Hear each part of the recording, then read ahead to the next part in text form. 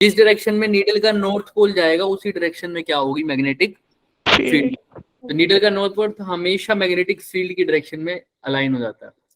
तो मतलब आसपास कहीं मैग्नेटिक फील्ड हो तो नीडल क्या करेगी, डिफ्लेक्ट करेगी, magnetic needle, right. Yes sir. इस एक्सपेरिमेंट से पहले ये माना जाता था कि इलेक्ट्रिक फील्ड वाला कंसेप्ट पूरा अलग है, मैग्नेटिक फील्ड वाला कंसेप्ट पूरा अलग है। तो करंट से रिलेटेड कोई एक्सपेरिमेंट चल रहा था। तो क्या हुआ, ऐसे बैटरी से करंट जा रहा था, रेजिस्टर्स के थ्रू चल रहा था अपना, पास में ना गलती से क्या पड़ी थी, एक नीडल पड़ी थी। क्या पड़ी थी, नीडल पड़ी।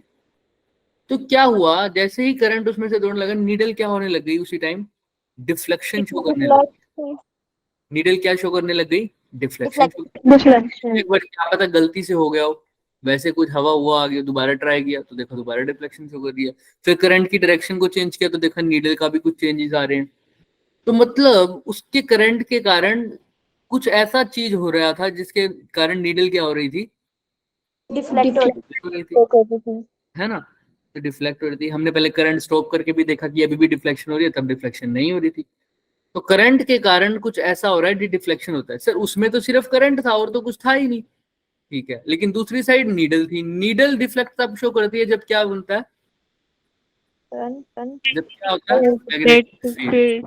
तो उसके करंट के कारण इसने डिफ्लेक्शन शो की, उसके करंट के कारण इसने डिफ्लेक्शन शो की, यानी उसके करंट से कुछ ना कुछ क्या बन रहा था, मैग्नेटिक फील्ड। Magnetic field. तो यहीं से शुरुआत हुई। ये ओरस्टेड ने एक्सपेरिमेंट किया। गुड इवनिंग बच्चे, गुड इवनिंग। तो ये ओरस्टेड ने एक्सपेरिमेंट किया था, तब हमें पता चला कि क्या करंट के फ्लो, करंट के कारण क्या बनती है, मैग्नेटिक। फील्ड। करंट का मतलब चार्ज कैसा है, मोशन में। चार्ज कैसा है बच्चे, तो चार्ज जब मोशन में होता है, हम नॉर्मली कहते हैं कि उसके पास इलेक्ट्रिक फील्ड तो होता ही होता है, साथ साथ उसके पास क्या होता है, मैग्नेटिक फील्ड। Magnetic field. अब एक चीज और ऐड कर देना, यही क्या, वैसे तो चार्ज के पास रेस्ट पर होता है तो क्या होता है, सिर्फ इलेक्ट्रिक फील्ड। बट एक मूविंग चार्ज होगा तो उसके पास इलेक्ट्रिक फील्ड के साथ साथ क्या होगा, मैग्नेटिक फील्ड। समझ रहे हो अब ये बात। Yes sir. अच्छा, अब यहां तक तो ठीक है, बट एक बात समझना, आज के लिए एक होमवर्क भी लेके चलो। तो ये तो बात ठीक है, चार्ज मोशन पे होता है तो उसके पास इलेक्ट्रिक फील्ड और मैग्नेटिक फील्ड होती है। मेरा होमवर्क क्वेश्चन क्या है तुमसे, क्या एक करंट कैरिंग वायर के अराउंड इलेक्ट्रिक फील्ड होगी या नहीं होगी। क्वेश्चन समझ में आया। नहीं सर। अभी हमने क्या बोला कि चार्ज मोशन में हो तो उसके पास इलेक्ट्रिक फील्ड प्लस क्या होता है, मैग्नेटिक फील्ड। कैरिंग वायर के अराउंड क्या होता है, अभी पता लगा हमें आज, मैग्नेटिक फील्ड। Magnetic field. तो मैं बोल रहा हूँ करंट कैरिंग वायर के अराउंड मैग्नेटिक फील्ड तो होता है, क्या उसके अराउंड इलेक्ट्रिक फील्ड भी मिलेगा क्या, नेट इलेक्ट्रिक फील्ड मिलेगा या नहीं मिलेगा।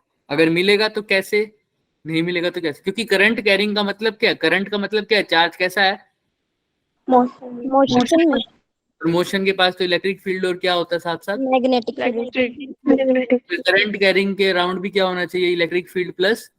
Magnetic field. क्या ये सच बात है या नहीं होता है, मैग्नेटिक फील्ड तो पक्का ही होता है, लेकिन क्या इलेक्ट्रिक फील्ड होता है या नहीं होता है, ये पता करके आना, करके आएंगे सब। Yes sir. ठीक, आओ। तो ये एक्सपेरिमेंट सबको समझ में आया। Yes sir. चलो, when a current was allowed to flow through a wire placed parallel to the axis of magnetic needle, देख रहे हो, नीडल की एक्सिस ये वाली है और करंट की भी ऐसी है, ठीक है, करंट पैरेलल फ्लो हो रहा है। The needle was found to deflect from its normal position. अब करंट को अगर रिवर्स कर दिया मैंने, करंट को क्या कर दिया, अगर रिवर्स किया तो मुझे पता लगा कि डायरेक्शन ऑफ इलेक्ट्रिक जो डिफ्लेक्शन है वो भी क्या हो गई, एकदम से उल्टी हो गई, डिफ्लेक्शन भी क्या हो गई, उल्टी हो गई। क्लियर है। The needle was found to deflect in the opposite direction. तो ये पक्की बात समझ में आ गई, क्योंकि करंट की डायरेक्शन चेंज होने से नीडल की डिफ्लेक्शन भी अलग हो गई, चेंज हो गई, उस दूसरी डायरेक्शन में होगी। इसका मतलब ये जो कुछ भी हो रहा है हो किसकी वजह से रहा है, करंट की वजह से, करंट की वजह से। यानी करंट की वजह से मैग्नेटिक फील्ड बन रहा है, ये पक्की बात हो गई। आज इसका पता नहीं क्या, इसका फॉर्मेट कैसे चेंज हो गया। चलो ठीक है, दिख रहा है। यहाँ पर देखो, अब ये करंट कैरिंग वायर दिख रही होगी ऊपर तुम्हें, थोड़ा थोड़ा ही डिस्कस करेंगे। अभी करंट कैरिंग आ तो गई वायर, इसकी वजह से क्या होगा, पक्की बात है, मैग्नेटिक फील्ड होगा। अब इस मैग्नेटिक फील्ड की डायरेक्शन कैसे निकालूंगा, उसके लिए एक रूल बहुत सारे होते हैं। हम जो भी यूज करने वाले हैं वो कौन सा है, राइट हैंड थंब रूल। अब राइट हैंड थंब रूल को बहुत अच्छे से समझना सब बच्चे। देखो राइट हैंड थंब रूल क्या कहता है। राइट हैंड थंब रूल हमें बताता है बच्चे कि अगर मेरे को करंट की डायरेक्शन गिवन है, किसकी डायरेक्शन गिवन है, करंट की अगर मेरे को डायरेक्शन गिवन है, तो मैं किसकी डायरेक्शन निकाल सकता हूँ, मैग्नेटिक फील्ड। निकालूंगा। सब देखो ध्यान से, अभी जैसे उसने कंडक्टर पकड़ रखा है, ऐसे ही पकड़ रखा है ना, है ना। तो अभी इसके अंदर करंट किस डायरेक्शन में जा रहा है, ऊपर की डायरेक्शन। अपवर्ड। तो तुम अपने थंब को रखो, राइट हैंड के थंब को अपवर्ड डायरेक्शन, सब रखो साथ साथ, रख रहे हो सब, यस सर। ठीक है। अब अपनी फिंगर्स को करो कर्ल, फिंगर्स को क्या करो, कर्ल। तो जिस डायरेक्शन में फिंगर कर्ल होंगी उसी डायरेक्शन में तुम्हारी क्या होगी, मैग्नेटिक लाइन या मैग्नेटिक फील्ड या मैग्नेटिक फील्ड लाइंस। तो अगर मैं करंट ऊपर जा रहा है तो मैग्नेटिक फील्ड लाइंस कौन सी डायरेक्शन में है, क्लॉकवाइज या एंटी क्लॉकवाइज, देखो तुम खुद से देखना, मेरे हाथ में मत देखना। क्लॉकवाइज। अगर करंट डाउनवर्ड है तो मैग्नेटिक फील्ड कैसा है, एंटी क्लॉकवाइज। और एंटी क्लॉकवाइज समझते हैं ना सब, घड़ी के हिसाब से जो चलता है 12 1 2 3 4, तो वो क्लॉकवाइज लिखना, एंटी क्लॉकवाइज। चले आगे। Yes sir. Yes sir. तो अब इस बात को याद रखेंगे सब। चलो अब यहाँ पर हमारे पास कहाँ गई फ्लाइट।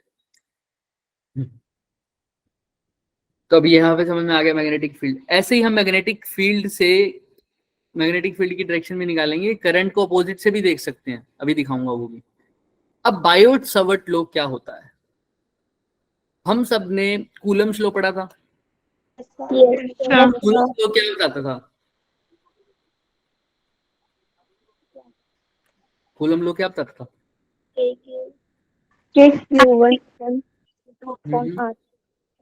मतलब बताता क्या था, किस चीज की फॉर्मूला था वो, फोर्स का फोर्स बताता था। और फोर्स के बाद हम फील्ड भी निकाल सकते थे, लेकिन ये कौन से चार्जेस के लिए था, पॉइंट चार्जेस के लिए। ऐसे ही एक लॉ है हमारे पास, बायोट सावर्ट्स लॉ, वो बताएगा मैग्नेटिक फील्ड। क्या बताएगा, मैग्नेटिक फील्ड पूरी वायर की वजह से बताने में असक्षम है, मतलब वो बता नहीं पाएगा, है ना, सक्षम नहीं है। तो वो क्या करता है, हमेशा बायोट सावर्ट लॉ कब वैलिड है, एक छोटे से हिस्से के लिए, छोटे से एलिमेंट के लिए, छोटे से एलिमेंट के लिए वैलिड है। तो कभी भी बायोट सावर्ट लॉ को हम पूरे वायर के लिए नहीं निकालेंगे, हम सिर्फ छोटे से एलिमेंट के लिए निकालेंगे। लेकिन हमें इतना तो पता है, छोटे से एलिमेंट से हम पूरे के लिए कैसे निकाल सकते हैं, कैसे निकालते हैं, छोटे से एलिमेंट से पूरा निकालना हो तो इंटीग्रेशन। तो हम बायोट सावर्ट लॉ को यूज करके उसका क्या कर देंगे, इंटीग्रेशन। तो याद रखना। इंटीग्रेशन। तो देखो, the strength of magnetic field due to small current element, जैसे वहां पर पॉइंट चार्ज था, यहाँ पर क्या बोल रहे हैं, स्मॉल करंट। और इस करंट एलिमेंट को डीएल बोलता हूँ। इसकी क्या जरूरत पड़ी वो भी बात करेंगे। Carrying a current I at a point P distance r from the element is directly proportional to I. अब देखो वो क्या बोल रहा है, पहले थोड़ा सा फिगर बना देते हैं। ये वायर दिख रही है ग्रीन वाली सबको, मैंने ग्रीन वाला हिस्सा काटा, ये वाला हिस्सा दिख रहा है, ये वाला। इस पूरे हिस्से की लेंथ मान लो एल मान लो, है ना, या डीएल मान लो, क्या मान लो, डीएल।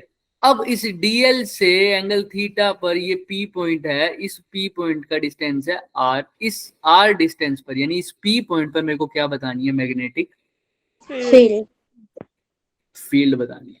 समझ में आ रहा है। सबसे पहले हमने पढ़ा कि मैग्नेटिक फील्ड होता क्या है, उसके बाद हम पढ़ रहे हैं मैग्नेटिक फील्ड की डायरेक्शन कैसे निकाली जाती है। अब एक लॉ आ गया जिसके कारण हम मैग्नेटिक फील्ड की वैल्यू भी बता पाएंगे। मैग्नेटिक फील्ड की डायरेक्शन तो हमें पता है कैसे निकालते हैं, लेकिन मैग्नीट्यूड भी तो पता होना चाहिए ना। तो मैग्नीट्यूड बताने के लिए साथ साथ डायरेक्शन भी पता लग जाए, बायोट सावर्ट्स लॉ आ गया। तो उसने क्या बोला कि वो कब वैलिड है, सिर्फ small current element. Small current element में वैलिड है। अच्छा, अब वायर, अब सारा काम किसकी वजह से हो रहा है यहाँ पर, जो डिफ्लेक्शन वगैरह किसकी वजह से हो रही थी, तो वो वायर कैसी है, करंट कैरिंग वायर है। तो उस करंट कैरिंग वायर की वजह से मैग्नेटिक फील्ड देखूंगा किसी आर डिस्टेंस पर, बेसिकली यही है। तो हमने क्या एक्सपेरिमेंट करके देखा, हालांकि ये सब जो डेराइव चीजें हुई थी ना बच्चे, मैं आपको बार बार बता रहा हूँ, ये फोर्स से हुई थी। कहाँ से हुई थी? सबसे पहले किसके बारे में बात करेंगे हम, मैग्नेटिक फोर्स। हम जब जैसे पढ़ते हैं ना कई बुक्स में आप देखोगे तो सबसे पहले फोर्स को बताया हुआ है, मैग्नेटिक फोर्स क्या होता है। तो उससे हमने देखा कि पहले फोर्स के बारे में पढ़ा, उसके बाद हमने फील्ड को देखा कि फील्ड किस किस वजह से, कौन कौन से केसेस रहते हैं। जैसे हमने इलेक्ट्रिक फील्ड पढ़ा था वायर की वजह से, एक स्ट्रेट रोड से, उसके बाद स्फीयर की वजह से, है ना। वैसे वैसे फील्ड भी होता है, मैग्नेटिक फील्ड भी पढ़ेंगे हम। बट अभी हम पहले फोर्स नहीं पढ़ेंगे, पहले मैग्नेटिक फील्ड पढ़ेंगे। मैग्नेटिक फील्ड को खत्म करके क्या पढ़ेंगे, मैग्नेटिक फोर्स। तो अब एक वायर है, लीनियर वायर ही समझ लो, है ना। इसका एक एलिमेंट काटा, पी पॉइंट पे मैग्नेटिक फील्ड देखा, तो हमने ना एक्सपेरिमेंटली इसको ड्राइव किया। क्या से? हमने मैग्नेटिक फील्ड की वैल्यू देखी, कि देखा कि अगर इस वायर में करंट क्या हो जाए, बढ़ जाए, तो मैग्नेटिक नीडल की डिफ्लेक्शन भी क्या हो जाती है, बढ़ जाती है। मतलब मैग्नेटिक फील्ड ज्यादा हो जाता है। तो सर अगर मैग्नेटिक फील्ड की वैल्यू किस पे डिपेंड कर रही है, इसका मतलब डायरेक्टली प्रोपोर्शनल है करंट। अब मैं करंट के साथ साथ आई डीएल लिखूंगा, ये डीएल क्या चीज है मैं बताऊंगा, ठीक है। इसको हम मतलब वो निकाल रहे हैं जहाँ पे इलेक्ट्रिक करंट, उसका स्मॉल पीस। हाँ, इसकी क्या जरूरत पड़ी वो भी देखते हैं अभी। और किस पे डिपेंड कर रहा है, साइन थीटा पे। अब ये थीटा क्या है सर, ये दिख रहा है ना पी पॉइंट से कितना एंगल है। तो ये थीटा हर बार वेरी नहीं करता कि मतलब थीटा बढ़ा दूं तो कैसे चेंज होगा, जैसे साइन थीटा चेंज होता है ना वैसे ये चेंज होता है। क्लियर है? जैसे साइन थीटा 0 पर 0 है, समझ रहे हो, 30 पर 1/2 है, वैसे। And inversely proportional to the, ये तो वैलिड चीज है कि आर स्क्वायर के इनवर्सली क्या है, प्रोपोर्शनल। मतलब अगर डिस्टेंस क्या हो जाए, दूर हो जाए, तो मैग्नेटिक फील्ड क्या हो जाता है, बढ़ जाता है। कम हो जाएगी। ज्यादा हो जाए तो मैग्नेटिक फील्ड क्या हो जाएगी, कम हो जाएगी। क्लियर है क्या? Yes sir. तो सर यही बात थी। तो इन सबको हटा के, प्रोपोर्शनल हटा के क्या लगता है, कांस्टेंट लगता है। तो यहाँ पर उस कांस्टेंट की वैल्यू मान लो म्यू नॉट अपॉन 4 पाई। बाकी सब तो है ही, I d l sine theta upon में आर का स्क्वायर। किसी को कोई डाउट यहाँ तक? नॉर्मल फॉर्मूला ही था अभी। चलो आओ आगे। तो यहाँ तक तो हमारे पास हो गया। ये म्यू नॉट अपॉन 4 पाई क्या है सर, वहां पर परमिटिविटी होती थी ना, यहाँ पर म्यू नॉट है परमिएबिलिटी। क्या होता है, इसको पढ़ेंगे हम नेक्स्ट लेक्चर में, पढ़ेंगे अच्छे से कि परमिएबिलिटी क्या चीज है, ठीक है। जैसे वहां पर परमिटिविटी तुम्हें पता था कि क्या था, कितनी इलेक्ट्रिक फील्ड लाइंस को अपोजिशन मिल पा रही है ना। Yes sir. लेकिन परमिएबिलिटी भी वो ही होता वैसा ही है, लेकिन थोड़ा सा डिफरेंट होता है, थोड़ा सा डिफरेंट होता है। कितनी क्या कह रहे हो, क्या कह रहे हो बच्चे? आपको नहीं कह रहे सर। चलो ठीक है, चलें आगे। यस अब म्यू नॉट 4 पाई, जैसे वहां पर ऐसे समझा करो, यहाँ पर भी ये कांस्टेंट, जैसे वहां पर के कांस्टेंट था ना, ये कांस्टेंट भी के है। वहां पर के की वैल्यू थी 1/4 पाई एप्सिलॉन नॉट, यहाँ पे के की वैल्यू है म्यू नॉट अपॉन, और वहां पर के की वैल्यू थी 9 × 10⁻⁹। यहाँ पर है म्यू नॉट अपॉन 4 पाई की 10⁻⁻⁷। क्लियर है क्या? Yes sir. धीरे धीरे करेंगे क्वेश्चंस के साथ आगे। ये इसमें वही बता रहे थे जो मैंने बताया। अब ये आ गया बायोट सावर्ट लॉ। अब वेक्टर फॉर्म में मैं कराऊंगा, ये कर लोगे अपने आप, जैसे कूलम लॉ में किया था। चलो बता ही देते हैं थोड़ा बहुत। देखो हम हमेशा वही करते हैं भाई, अभी तक बच्चे आ रहे हैं। देखो याद है क्या सबको, वो फॉर्मूला पढ़ा था हमने, के क्यू अपॉन में आर, पढ़ा था ना सबने। और जब इसको वेक्टर फॉर्म में लिखा था तो कैसे लिखा था, के क्यू आर वेक्टर अपॉन में आर क्यूब। याद है क्या? Yes sir. या इसको दूसरे तरीके से लिखा था, के क्यू आर कैप अपॉन में आर का स्क्वायर, ऐसे भी लिख सकते थे।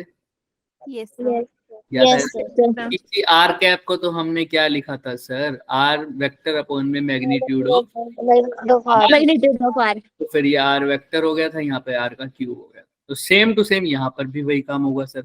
आईडीएल क्रॉस, अब यहाँ पर ये क्रॉस वाली चीज बहुत इंपॉर्टेंट है बच्चे, बहुत इंपॉर्टेंट है। कैसे सर? Multiply नहीं है? ध्यान से देखो, magnetic field is a vector quantity, magnetic field is a Vector quantity. अब मैग्नेटिक फील्ड एक वेक्टर क्वांटिटी है, तो यहाँ पर एक बात हमें पता लगी थी, यहाँ पर ध्यान से लगना, वो भी फोर्थ से समझ में आई थी। ये जो मैग्नेटिक फील्ड आती है ना बच्चे, ये डीएल के और आर के, डीएल और आर सोचो, चलो इसको डीएल और आर को मैं बाद में बताऊं। हाँ बोलो, कोई कुछ कह रहा है? कोई बात नहीं अंकिता, कोई बात नहीं। तो देखो यहाँ पर mu not upon 4 pi I DL cross R upon में आर स्क्वायर। अब ये क्या चीज है सर? अगर मैं यहाँ पर दिखाऊं तुम्हें, ये हमने तो वायर, ये चलो वायर आ गया, ये mu not I DL cross R, ये आ गया इसका वेक्टर फॉर्म। वेक्टर फॉर्म अभी कैसे निकाला है हमने समझा है ना, जैसे इलेक्ट्रिक फील्ड में निकाला था बिल्कुल वैसे। अब बात ये आती है कि सर आपने आई लिया था, आप बता रहे थे कि मैंने डीएल क्यों लिया, इसका रीजन है, राइट?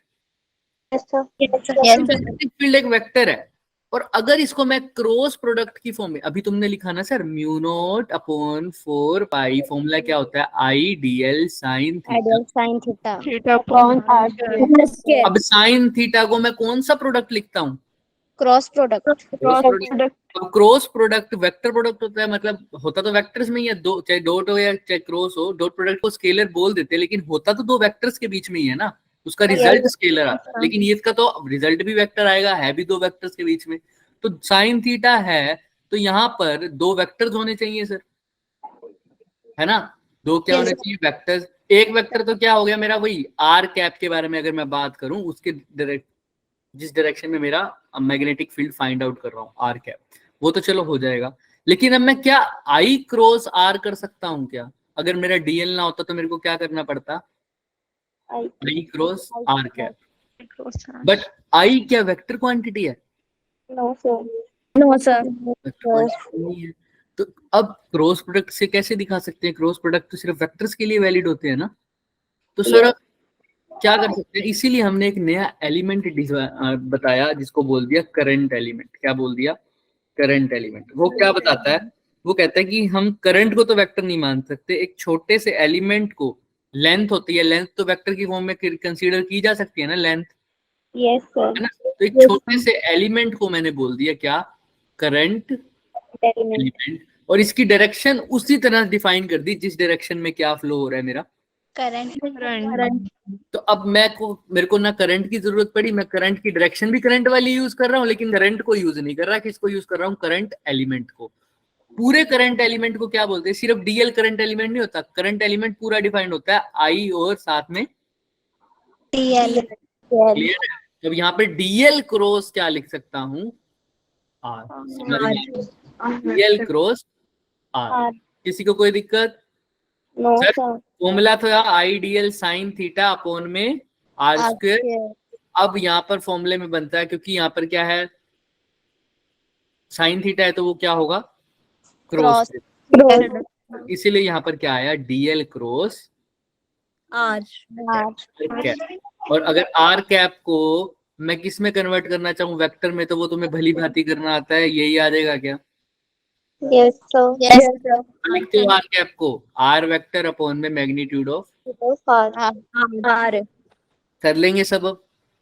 Yes, sir. तो यहाँ से हमें ये भी पता चला था, क्योंकि वो साइन थीटा वाला कंपोनेंट था, और यहाँ से अब क्रॉस भी आ गया, तो ये समझ में आता है क्रॉस प्रोडक्ट का मतलब क्या होता है। C is equal to A cross B. अगर मैं ये लिखूं तो इसका मतलब, अगर C की डायरेक्शन बताऊं तो कैसे बताओगे?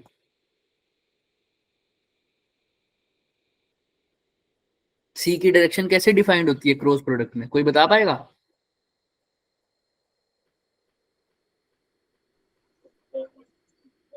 देखो क्रॉस प्रोडक्ट की क्या खास बात है कि अगर जो C आएगी उसकी डायरेक्शन A के भी क्या होगी? परपेंडिकुलर, और B के भी क्या होगी? Perpendicular. इसका मतलब यहाँ पर C की जगह है B, है ना? तो यहाँ पर जो C यानी मैग्नेटिक फील्ड की डायरेक्शन है, वो DL के भी क्या होगी? Perpendicular. आर के भी क्या होगी, Perpendicular. समझ रहे हो डायरेक्शन कैसी आ रही है इसकी, डीएल के भी और आर के भी दोनों के क्या होगी, परपेंडिकुलर। ये मेरा डीएल वेक्टर है और ये मेरा क्या है, आर वेक्टर। तो मेरी जो मैग्नेटिक फील्ड की डायरेक्शन होगी कुछ ऐसी होगी, अगर मतलब वो डी अंदर की तरफ जाते हुए, वो डीएल के भी परपेंडिकुलर है और आर के भी क्या है, परपेंडिकुलर। समझ में आ रही है ये बात क्या कह रहा हूं मैं सबको? धीरे धीरे हम इसको आगे बढ़ेंगे ना तो और अच्छे से क्लियर हो जाएगा। तो म्यू नॉट का फॉर्मूला मैंने तुम्हें बता ही दिया था वही। अब डीएल क्रॉस देखो बता दी, डीबी की डायरेक्शन जो है वो डीएल क्रॉस आर से निकालेंगे, which can be determined by right hand screw rule. वो अभी दिखाएंगे कैसे होता है, ठीक है।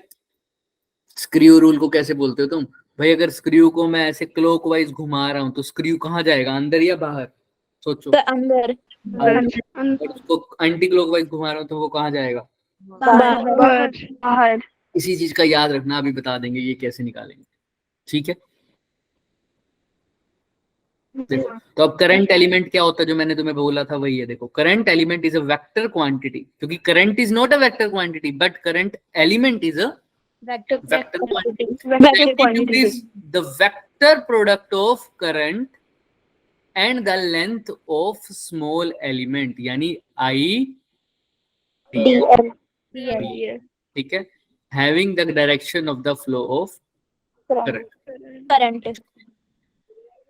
क्लियर है? अब यहाँ पर आ जाते हैं। अभी तक तो बहुत हल्का फुल्का काम हुआ है सर, अभी तक तो हमने एक फॉर्मूला ही पढ़ा है sir, D B is equal to, देखो यहाँ पर अभी तक बी नहीं लिखा कहीं भी, क्या लिखा हुआ है, डीबी। क्यों डी क्यों नहीं लिखा? Small current element. Small current element क्या पूरे की वजह से तो निकाल ही नहीं सकता ना बायोट से लो, वो तो हम निकाल लेंगे इसका क्या करके पूरा इंटीग्रेशन। आ जाओ अब इसको करते हैं। जैसे अब हमने किया है एक स्ट्रेट वायर कैरिंग करंट, अब एक स्ट्रेट फाइनाइट वायर है, इसकी वजह से करंट, इसके अंदर करंट जा रहा है, इसकी वजह से किसी पी पॉइंट पे क्या निकालेंगे बच्चे, magnetic field. Magnetic field. Very good. तो अभी हमें क्या पता है, सिर्फ हम वही यूज करेंगे। अभी हमें क्या पता है सर, खुद बताओ मेरे को क्या नॉलेज है, अगर मेरे को अभी तक आपने क्या पढ़ा हुआ बच्चों? dB equals to upon 4 pi IDL upon R square. यही पढ़ा हुआ सर, है ना, और तो कुछ पढ़ा ही नहीं, तो हम यही यूज करेंगे। हमने एक ये ब्लू कलर का एलिमेंट दिखा है, ये काट दिया। अब ब्लू कलर का एलिमेंट काट दिया, देखो ध्यान से, उस पी पॉइंट पर क्या निकाला मेरे को, मैग्नेटिक फील्ड निकाला। तो मैंने डिफाइन कर दिया कि ये जो मेरा पी पॉइंट है वो कितने एंगल पर है करंट एलिमेंट से, थीटा। और वो वहां पर जो एंगल बना रहा है उसको बोल दिया फाई। क्या बोल दिया? फाई बना रहा है, सिंपल सर, फाई एंगल बना रहा है। अब क्या होता है सर, इसकी वजह से मैंने मैग्नेटिक फील्ड निकाला, उसकी वैल्यू यही आएगी क्या, सेम? यस भाई इसकी लेंथ डीएल है, ये एंगल थीटा बना रहा है और ये है 4 पाई आर स्क्वायर, तो मैं आई डीएल साइन थीटा अपॉन में 4 पाई आर स्क्वायर, ये मेरा फॉर्मूला बन गया। तो मेरे को बायोट-सावर्ट लॉ ने ही बता दिया था, लेकिन मेरे को तो इस पूरी वायर की वजह से निकालना है ना, इस पूरी क्या निकालना है, वायर की वजह से निकालना है। अब क्या कर सकता हूँ वायर की वजह से निकालने के लिए? अब याद है मैंने तुम्हें इंटीग्रेशन के मेथड्स बताए थे, मतलब टाइप बताया था, ये बताया था कि क्या अप्रोच होनी चाहिए और हमारी क्या कंडीशन होती है इंटीग्रेशन की। क्या कंडीशन होती है? एक कांस्टेंट, सॉरी एक वेरिएबल, बस। अब सारा कुछ सेम होगा बच्चे, इसीलिए इलेक्ट्रोस्टैटिक्स में सबसे ज्यादा टाइम लगाया था हमने। देखो क्या है, अब dB को मैं अगर कैलकुलेट करना चाहूं, देखो मैंने क्या किया, ये सेंटर पॉइंट है, सेंटर से L डिस्टेंस नीचे गया हूं और एक एलिमेंट काटा है जिसका लेंथ क्या है, dl। इसको दोबारा समझो, अगर इस एक्सिस को y बोलता तो मैं कितने डिस्टेंस नीचे जाता, y डिस्टेंस, मतलब ये सपोज करो ये y एक्सिस है, तो मैं y डिस्टेंस नीचे जाके ये एलिमेंट क्या होता, d। अगर ये x होता तो ये क्या होता, dx। अगर ये z होता तो ये क्या होता, dz। अब L के बारे में बात कर रहे हैं तो L डिस्टेंस नीचे काट के कितना लिखा है, d L। Yes, क्लियर है क्या सबको? sir. Yes, sir. किसी को Yes. कोई भी डाउट है तो मेरे से पूछ ले एक बारी, कर लेंगे। Yes, sir. Yes, sir. अब ध्यान से देखो सर, सब कुछ हो गया। अब मेरे को अगर इसको इंटीग्रेशन करना है, मेरे को किस फॉर्म में करूं डिपेंड करता है भाई, एक वेरिएबल बाकी सब कॉन्स्टेंट। Constant. मैं डिफरेंट डिफरेंट वेरिएबल की फॉर्म में इसको इंटीग्रेट कर सकता हूं। अब मेरे हिसाब से मेरे को कवर क्या करना है, आप देखो, याद करो मेरे को क्या कवर करना है, पूरी वायर। पूरी वायर कवर करनी है। जैसे वहां पर मैं करता था ना, याद होगी तुम्हें, रिंग कवर करता था, कभी कभी तो हमने वायर भी लेंथ भी पूरी कवर की थी। अगर मैं यहाँ था तो ऊपर जाते हुए वो बोल देता था L/2, नीचे वाले को भी L/2, तो मैं बोल देता था -L/2 से +L/2। याद है सबको? Yes, sir. वैसे वैसे यहाँ पर भी कर सकते हैं। अब यहाँ पर ना मेरे को एग्जैक्टली ना लेंथ पता नहीं, एग्जैक्टली लेंथ नहीं पता। इस छोटे से एरिया की तो छोटे से पोर्शन की तो लेंथ पता है, पूरी लेंथ के बारे में कुछ डिफाइन नहीं है। अगर मेरे को लेंथ के बारे में अच्छे से नहीं पता तो मैं और क्या कर सकता हूँ, सोचो थोड़ा। FI एंगल है। सर क्या करो, याद है ना वहां पर भी यही किया था हमने, एक फॉर्मूला, एक रोड थी मेरे पास ऐसी, P पॉइंट पर इलेक्ट्रिक फील्ड निकालना था, तो मैंने क्या कहा था, ऊपर से पॉइंट को कवर कर दो और बिल्कुल नीचे से कवर कर दो। तो हमने कहा था ये एंगल बन रहा होगा θ1, ये क्या बन रहा होगा θ2। फिर हमारे पास एक फॉर्मूला भी आया था, याद करो कौन सा, sin θ1 + sin θ2 वाला, Yes. याद है क्या? Yes, sir. क्या था वो? Yes, sir.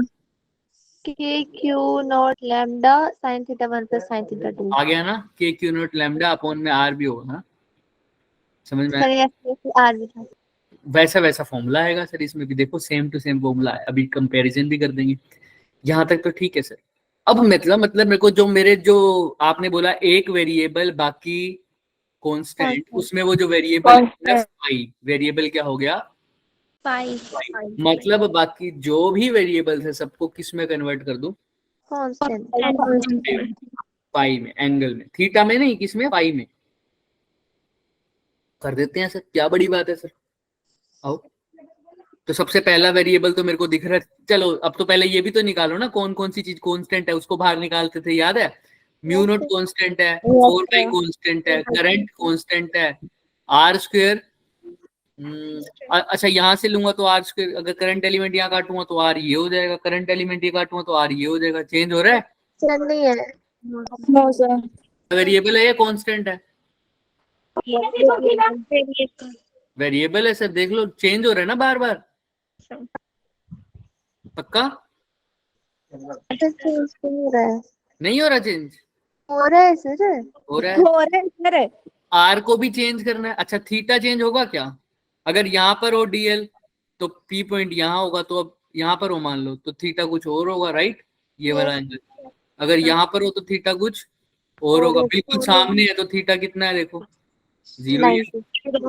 मतलब उसके रिस्पेक्ट में 90 है, बिल्कुल स्ट्रेट लाइन के रिस्पेक्ट में, हॉरिजॉन्टल के रिस्पेक्ट में क्या है, बिल्कुल 90। मतलब चेंज हो रहा है, थीटा भी चेंज हो रहा है, आर भी चेंज हो रहा है, राइट?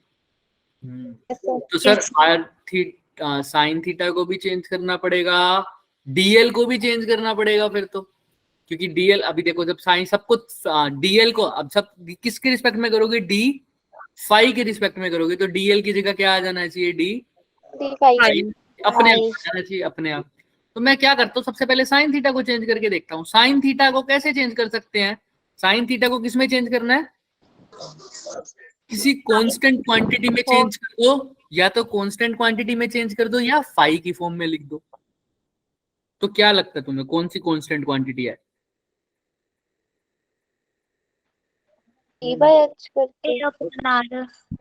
बोलो बोलो। A/R sir. आर कांस्टेंट तो नहीं होगा, चलो हो भी सकता है, चेक करते हैं। एक पर्टिकुलर केस में मान सकते हो, तुम क्या कह रहे हो, A/R साइन थीटा लिख दें, यानी परपेंडिकुलर अपॉन हाइपोटेन्यूज। परपेंडिकुलर क्या है इसमें, पहले तो वो पहचानो। सर चलो ठीक है, और हाइपोटेन्यूज क्या हो जाएगा, R। आर। तो देख लो तुम्हारा काम हो गया, क्या यही लिखा गया? Yes sir. ठीक है, उसके बाद आओ, अब a अपॉन r को साइन थीटा लिख दिया और इसने इसको कोस थीटा कैसे लिख दिया? अब ये देखो पहले तो sir cos phi. Cos phi, sorry हाँ, कैसे लिख दिया? क्यों लिखा कोस फाई? सबको समझ में आई ये बात? Yes sir. सोचो क्यों लिखा होगा कोस फाई? दिमाग लगाओ थोड़ा। सर फाई एंगल दिख रहा है ये, यस सर। सर इसके लिए बेस क्या हो गया सर? ए ये हो गया सर। तो मतलब हाइपोटेन्यूज, बेस अपॉन तो जो साइन थीटा की वैल्यू है वही किसकी वैल्यू है? Cos phi. cos फाई तो अरेंज हो गया। अब मेरे को तो किस में, क्या मेरे को थीटा में चाहिए सब कुछ या फाई की फॉर्म में चाहिए? क्लियर है? Yes sir. तो आर की वैल्यू आ गई a अपॉन में कोस फाई। क्लियर है? आर की वैल्यू आ गई। देखो साइन थीटा की जगह आप क्या लिख सकता हूँ सीधा ही? cos phi. तो ये वाली चीज तो हो गई चेंज फाई में, क्या लिख दिया इसको? Cos phi. cos phi. Clear है? अच्छा, और रह गया था आर, आर चेंज हो रहा तो आर को भी लिख दिया। आर को क्या लिख दिया? ए a अपॉन। Upon cos। तो क्लियर है? आर भी चेंज हो गया और क्या चेंज हो गया? साइन। साइन भी चेंज हो गया। अब टेंजेंट, अब देखो ध्यान से, अब एल की बारी आएगी, देखना आई की, एल की बारी करेंगे। अब एल के लिए इन्होंने देखो खुद नहीं, तुम भी कर ही सकते हो भाई। एल को अगर चेंज करना है तो एक ही ऑप्शन है, आर तो कांस्टेंट नहीं है ना, तो ए कांस्टेंट है तो एल अपॉन ए ही लिखना पड़ेगा या ए अपॉन एल लिखना पड़ेगा। तो कुछ भी लिख सकते हो, चाहे क्या लिख दो, एल अपॉन ए लिख दो। एल अपॉन ए क्या बन जाएगा? cos theta. L upon A tangent theta. Phi की फॉर्म, फाई की फॉर्म। tan phi. हाँ तो बस वही बना, देख लो। ठीक है, अब यहां से मेरे को एल की वैल्यू निकालनी है। दिख रहा है? ए टेंजेंट फाई। क्यों निकाली एल की फाई? सर इस पूरी इक्वेशन में तुम्हें एल दिख रहा है क्या कहीं? नहीं दिख रहा, मेरे को तो नहीं दिख रहा। तो जो तुम एल समझ रहे हो वो आई है वैसे। Yes sir. ये क्या है? आई। सर एल की वैल्यू तो मुझे नहीं दिख रही, तो फिर इसने क्यों यूज करी? एल नहीं है लेकिन एक और चीज है ना एल से DL। डीएल चेंज करना पड़ेगा, तो वही करते हैं सर। एल की वैल्यू क्या लिखी इन्होंने? एल अपॉन ए क्या लिखा? Tangent phi. ठीक है, एल हो गया ए टेंजेंट फाई। मेरे को अब एल से क्या निकालना है? डीएल। तो इस इक्वेशन को क्या करना पड़ेगा? डिफरेंशिएशन। डिफरेंशिएट करोगे तो क्या आएगा तुम खुद बताओ? एल का तो हो जाएगा भाई विद रिस्पेक्ट टू डीएल। करो डी फाई के रिस्पेक्ट में कर दो। चलो भाई डीएल का तो, एल का तो क्या हो जाएगा? डीएल अपॉन एक कांस्टेंट है। टेंजेंट फाई का डी फाई के रिस्पेक्ट में करोगे तो क्या आता है? secant square phi. Secant square phi. तो डीएल की वैल्यू क्या आ जाएगी? A secant square phi d phi. Clear है क्या? Yes sir. अब जहां डीएल था वहां पर अब क्या बन गया? D D phi. फाई। और ए और फाई तो वैसे ही आ सकते हैं, ए कांस्टेंट है तो हमें कोई दिक्कत नहीं है। हमने कहा है वेरिएबल एक होना चाहिए, बाकी सब क्या होने चाहिए? अब डीएल की जगह ये लिख दिया। यही आया है क्या हमारा भी? Yes sir. वैल्यूज पुट कर देते हैं सर। वैल्यूज कैसे पुट करेंगे सर? हमें पता ही है सर कैसे। डीबी की जगह डीबी है, म्यू नोट की जगह म्यू नोट है, 4 पाई की जगह 4 पाई है, आई की जगह आई है। डीएल की जगह अभी पुट किया है, क्या कर सकते हैं? A secant square phi d phi. Theta की जगह क्या लिख सकता हूँ सीधा बताओ? cos phi. फाई। फाई। और क्या रह गया? आर स्क्वायर की जगह क्या लिख सकता हूँ बच्चे? Upon cos square cos phi cos square phi ऊपर लिख दूं क्या? कोई दिक्कत तो नहीं है ना कि डिवाइड के डिवाइड में आएगा? अब ध्यान से देखना, लग रही है मुश्किल लेकिन है नहीं। म्यू नॉट अपॉन 4 पाई, आई की जगह आई, एक ए से एक ए कट जाएगा क्या? आई अपॉन में ए रह जाएगा, ये तो खत्म। सीकेंड स्क्वायर फाई को मैं क्या लिख सकता हूँ? 1 अपॉन में स्क्वायर फाई डी फाई। यहाँ पर कोस का क्या हो जाएगा? क्यूब, है ना? Yes sir. अब स्क्वायर से ये कोस स्क्वायर कट जाएगा तो सिर्फ एक कोस रह जाएगा। तो कुल मिला के मेरा आंसर डीबी का क्या आ गया? Mu naught upon 4 pi I upon A into cos phi. cos phi D5 clear है क्या? चेक करना, जो चाहिए था वही है क्या? म्यू नॉट कांस्टेंट, क्या क्या कंडीशन थी? एक वेरिएबल बाकी सब mu not is a constant sir. हाँ sir, 4 pi is a constant right, I constant है, ए कांस्टेंट है। हाँ सर, ए भी कोई चेंज नहीं हो रहा। फाई तो वेरिएबल था ही ना, उसको तो फॉर्म में कन्वर्ट करना ही था, डी फाई। हाँ सही, ठीक है। एक फाई वेरिएबल है, बाकी सब क्या है? कांस्टेंट। यहाँ तक जिसको समझ नहीं आया वो बात कर ले। इसको दूसरे तरीके से भी डिफाइन कर सकते हैं, वो थोड़ा सा आसान मेथड है, जब टाइम मिलेगा थोड़ा सा वो भी कर लेंगे डिस्कस। बट ये जिसको समझ नहीं आया वो बताओ। डन है? पक्का? Yes sir. तो अब इसको मेरे को क्या करना पड़ेगा? बस इंटीग्रेशन। क्या करना पड़ेगा? अब इंटीग्रेशन तुम नीचे नहीं देखोगे, यहीं से देख लो सर। इंटीग्रेशन किसके रिस्पेक्ट में होगा तुम्हें पता है? फाई के रिस्पेक्ट में। अब फाई कहाँ से कहाँ वेरी कर रहा है देखना। θ1 से θ2 फाई 1 से फाई 2 तक। फाई 1 से फाई 2 तक। फाई 1 सर, फाई 1 से फाई 2 तक तो वेरी कर रहा है, लेकिन ध्यान से देखो, ये मेरी मिड वाली पोर्शन वाली लाइन है सर। इससे जब ऊपर जाऊंगा, ऊपर वाले पॉइंट्स को कवर करने के लिए इससे कहाँ जाना पड़ेगा? ऊपर। मैंने करवाया भी था, ये याद करो। मैंने कहा था यहाँ से जाऊंगा तो ये ऐसे जाएगा, यहाँ से जाऊंगा तो ये नीचे की तरफ जाएगा। तो एक एंगल क्या होगा? नेगेटिव, और दूसरा कैसा होगा? फाई 1 से फाई 2 नहीं लिखूंगा, क्या लिखूंगा? फाई 2 तक। क्लियर है क्या सबको? यस यही इसने लिखा हुआ है। ये माइनस यहाँ दिख रहा है तुम्हें, बस ये माइनस फाई 1 से कहाँ है? Plus five. प्लस फाई 2 तक। सबको सर मैं समराइज कर दूं फटाफट। मैंने ये किया है, मैंने सबसे पहले क्या किया, जो चीज मेरे को निकालनी थी वो बता दी। बी पी पॉइंट पे मैग्नेटिक फील्ड चाहिए था। मैंने कहा था मेरे को तो एक ही चीज बता रखी है सर मैग्नेटिक फील्ड के बारे में, बायोट सावर्ट लो। हमने कहा कोई बात नहीं, एल वाली एक्सिस पे हो ना, एल डिस्टेंस दूर एक छोटा सा एलिमेंट काटो, उसकी वजह से फील्ड बता दोगे। वो कौन बताता है? कौन सा लो भाई? छोटे से करंट एलिमेंट की वजह से फील्ड बतानी है तो वो कौन बताएगा? बायोट सावर्ट लो। तो उसका फॉर्मूला मैंने लिख दिया। मैंने कहा अब ठीक है, आगे तो इंटीग्रेट ही करना है ना मेरे को। तो इंटीग्रेशन किसी एक वेरिएबल के रिस्पेक्ट में होगा। तो मैंने क्या बोला? एक वेरिएबल बाकी सब कांस्टेंट। वेरिएबल मैंने क्या चूज करा? क्योंकि लेंथ के बारे में कुछ आइडिया नहीं था पूरा, तो मैंने एक वेरिएबल क्या चूज करा? फाई। तो यार कांस्टेंट रखा, बाकियों को चेंज करा कांस्टेंट में, या किस में चेंज करा? तो मैंने देखा कि साइन थीटा निकाल के देखा तो वो एग्जैक्टली किसके इक्वल आ रही थी वैल्यू? कोस। मैंने कहा साइन थीटा को तो डायरेक्ट लिख दो, कोस फाई। ठीक है, साइन थीटा को डायरेक्ट लिख दिया, और फिर आर को चेंज करा मैंने। तो मैंने देखा आर आ रहा है ए अपॉन में कोस फाई। तो मैंने लिख दिया, आर भी चेंज हो गया, साइन थीटा भी चेंज हो गया, रह गया डीएल। अब डीएल को चेंज करने के लिए पहले किसको चेंज करना पड़ेगा? एल को। फिर मैंने इसलिए एल के रिस्पेक्ट में एक इक्वेशन लिखी। तो मैंने देखा एल है, एल के साथ एक ही चीज बचती है, ए, जो कि कांस्टेंट है। आर की फॉर्म में नहीं लिख सकता क्योंकि आर तो क्या है? वेरिएबल है।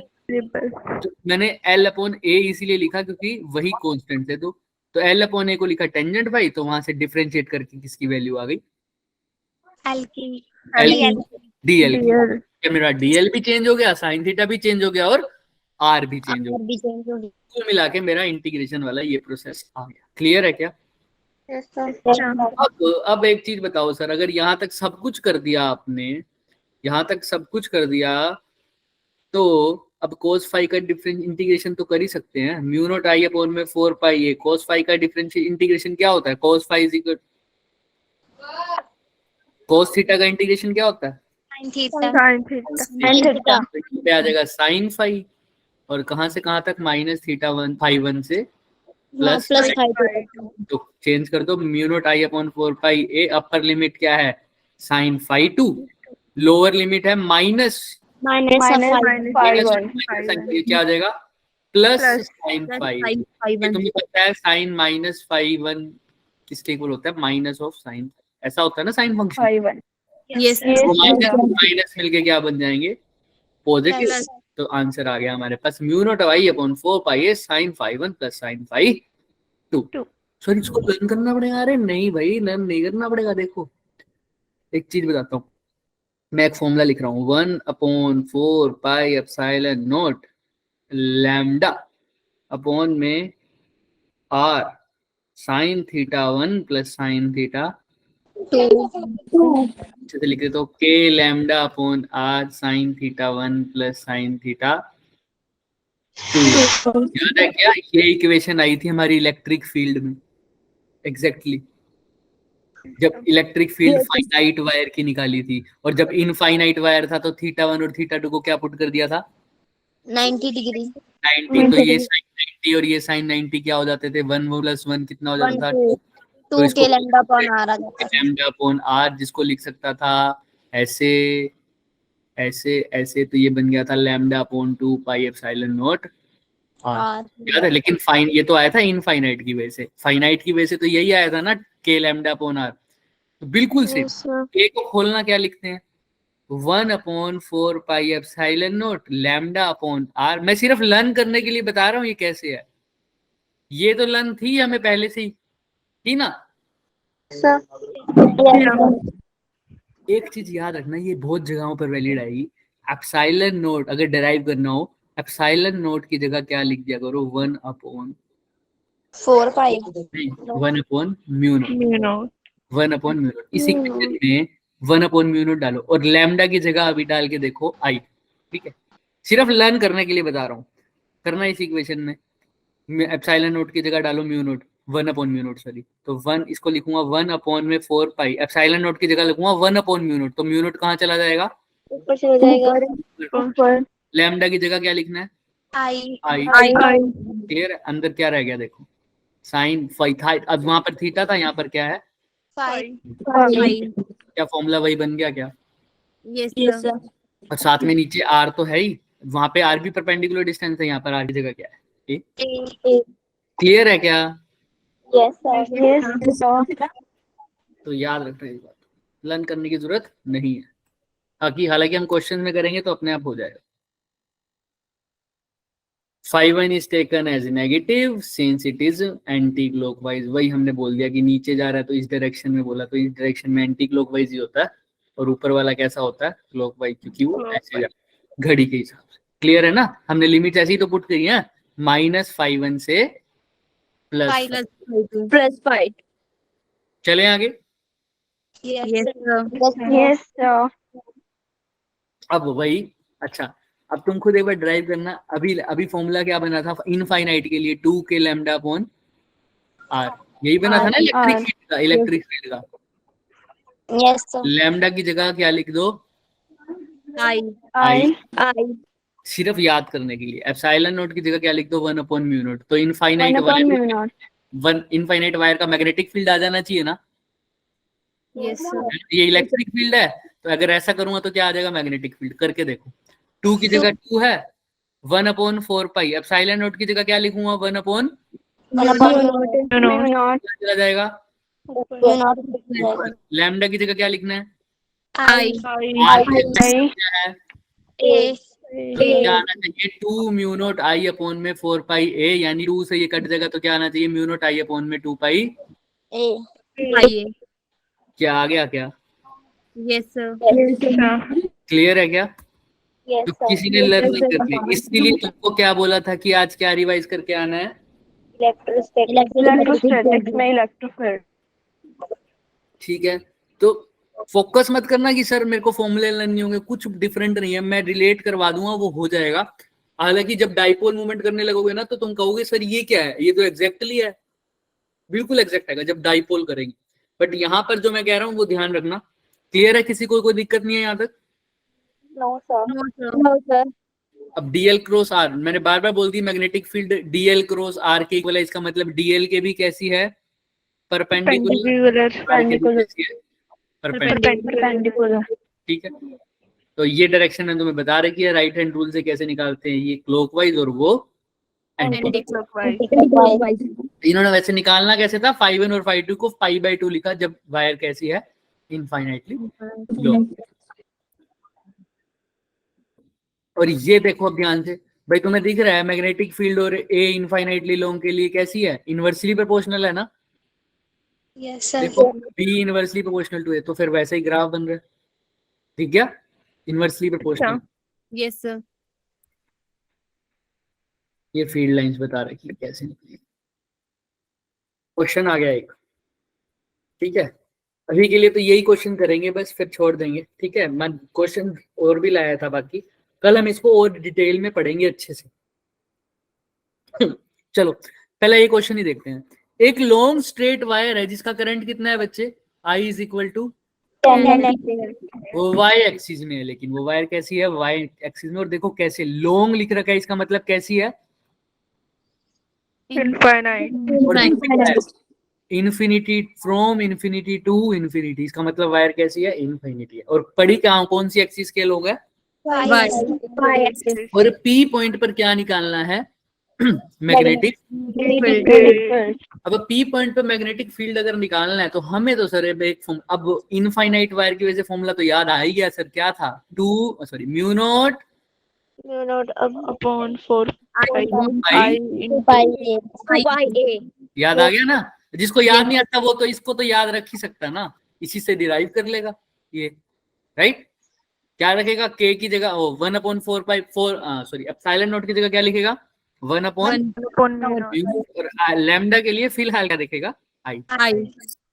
ठीक है, लन के लिए है ये सिर्फ म्यू नॉट I/2 है। म्यू नॉट अपॉन 2 को एक बार साइड में रखो। बात आती है आई, करंट तो जो जा रहा है वो कितना है, 10। अब बात आती है ए की जगह क्या लूं, ए की जगह क्या लूं। अगर ये होती मैग्नेटिक फील्ड निकालना, मैग्नेटिक फील्ड अगर स्केलर क्वांटिटी होती तो ए की कोई दिक्कत ही ना रहती, लेकिन magnetic field is a vector quantity. तो अब ए के पोजीशन वेक्टर देखने पड़ेंगे। कैसे सर, मुश्किल नहीं है, ध्यान से देखो। ए क्या है, ए क्या था, खुद सोचो,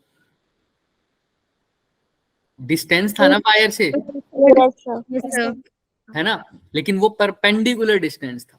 क्या था, परपेंडिकुलर। एक्स भी है, वाई भी है, जेड भी है, तो मेरे को तो सिर्फ ए चाहिए। ए होता है मैग्नीट्यूड। तो वेक्टर में आई कैप दे रखा है, जे कैप दे रखा है, के कैप दे रखा है। मैग्नीट्यूड कैसे निकालता था, याद करो। वेक्टर के मैग्नीट्यूड निकालने का फॉर्मूला क्या होता था, सोचो सोचो। अरे भाई कुछ नहीं होता था, अंडर रूट कर देते थे एक्स आई स्क्वायर वाले को प्लस वाई स्क्वायर वाले को, जे वाले को प्लस के वाले को कर दो। एक्स की जगह कौन सा है, 3 का स्क्वायर करोगे तो क्या आएगा 9, 2 का स्क्वायर करोगे तो क्या आएगा 4 का स्क्वायर तो 16 अंडर रूट, बोलो 29। हाँ। तो बस कर देंगे क्या अब वहां पर, बताओ मेरे को, क्लियर है सबको। यस यहाँ तक अंडर रूट 29 तो आ जाएगा। बट अब एक बात सोचने वाली है सर, मैग्नेटिक फील्ड निकालना है मेरे को वायर की वजह से। वायर कहाँ है, फ्रॉम इन्फिनिटी, कौन सी एक्सिस पे है, वाई एक्सिस पे है। अब मेरे को along the Y axis current है अलोंग द वाई एक्सिस, तो मैग्नेटिक फील्ड कहाँ होगा, पूछने वाली बात है सर। अब यही बताएगा मेरे को कि ये अंडर रूट 29 आएगा या 29 नहीं आएगा। तुमको सिर्फ अब ये फाइंड आउट करना है कि मैग्नेटिक फील्ड कैसे निकलेगा। सर तुम एक बात बताओ मेरे को, यहां तक तो कर लेंगे वेक्टर का। अच्छा अगर दो वेक्टर, कहाँ गया ये सब, हट गया, कोई बात नहीं। अगर मेरे को सिर्फ आई कैप और जे कैप दे रखा होता तो क्या करता सर, आई कैप का स्क्वायर प्लस जे कैप वाले का स्क्वायर, तीनों दे रखी हो तो जो भी किया वही करना था। ठीक है, यहां तक तो सर समझ में आ गई। अब मैग्नेटिक फील्ड की डायरेक्शन एक बार कोई मेरे को बताएगा, करंट जा रहा है, ये तो फॉर्मूला होता है sir DB is equal to, वैसे अगर जनरली देखे तो जो होता है वो डीएल के भी परपेंडिकुलर होता है और आर के भी परपेंडिकुलर होता है। तो आर के परपेंडिकुलर और डीएल के परपेंडिकुलर, तो सर कैसे होगा, सोचो थोड़ा सा, दिमाग लगाओ।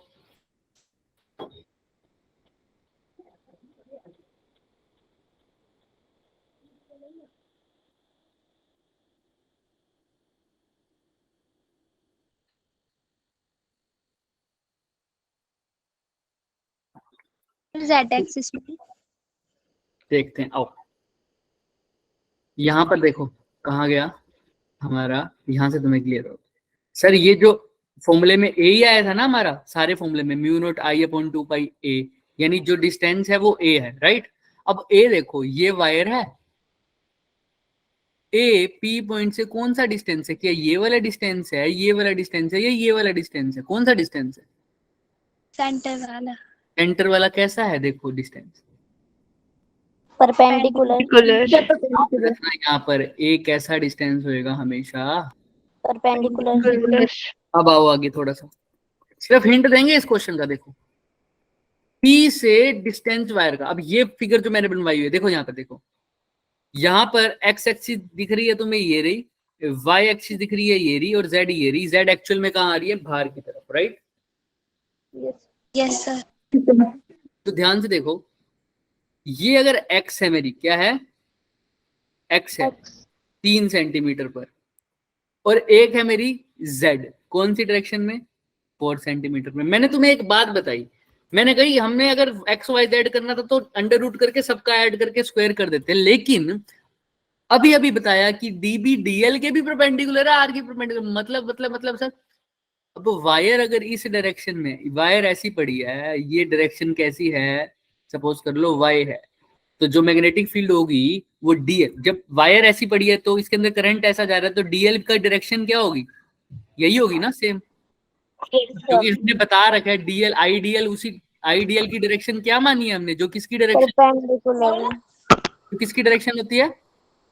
परपेंडिकुलर टू मैग्नेटिक नहीं, आईडीएल, आईडीएल करंट एलिमेंट की डायरेक्शन किसके इक्वल मानी है? जो किसकी डायरेक्शन होती है?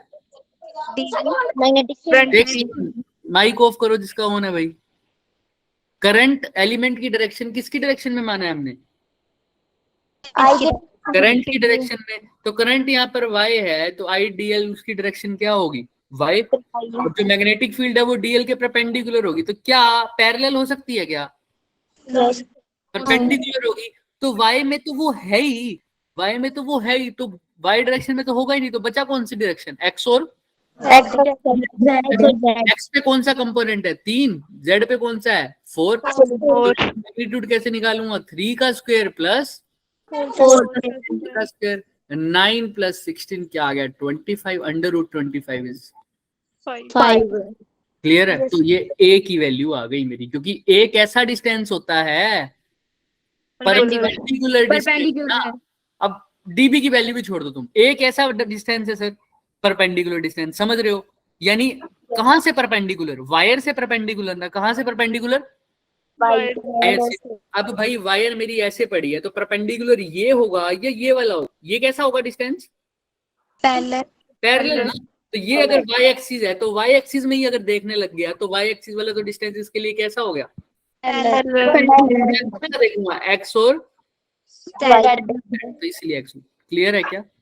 क्या आ जाएगी? 5 सेंटीमीटर। अब सब कुछ तो था ही। फॉर्मूला क्या था sir? B is equal to mu naught I upon में 2 पाई A। अच्छा, म्यू नॉट अपॉन 4 पाई होता है 10 to power minus 7 mu naught क्या हो जाएगा? 10 टू पावर माइनस 7 इंटू 4 तो म्यू नॉट की जगह लिख दो 10 to power minus 7 into 4 pi divided by यहाँ पे 2 पाई है ही। आई की जगह क्या लिखा था? 10 एम्पियर। ए की जगह अभी क्या आया है? 5 सेंटीमीटर, यानी 5 into 10 to power minus 2 metre, right? Pi से पाई कट गया, 2 2 जा 4। क्लियर है? बोलो हाँ या ना। तो ये माइनस 2 ऊपर चला जाएगा, क्या हो जाएगा? Plus 2, 10 to power 3, 10 to power minus 7 क्या हो जाएगा? 10 टू पावर माइनस का, ये प्लस का 3 हो जाएगा, ये माइनस का 7, तो कितना बच जाएगा? 4। ठीक है, यही आंसर आ गया। 4 इंटू, यहाँ पर क्लियर करो इसको। इसको क्या लिखा था? म्यू नॉट अपॉन 4 पाई लिखा। अब ये क्यों लिखा इसने? तुम इसको ऐसे भी लिख, भाई बात वही है।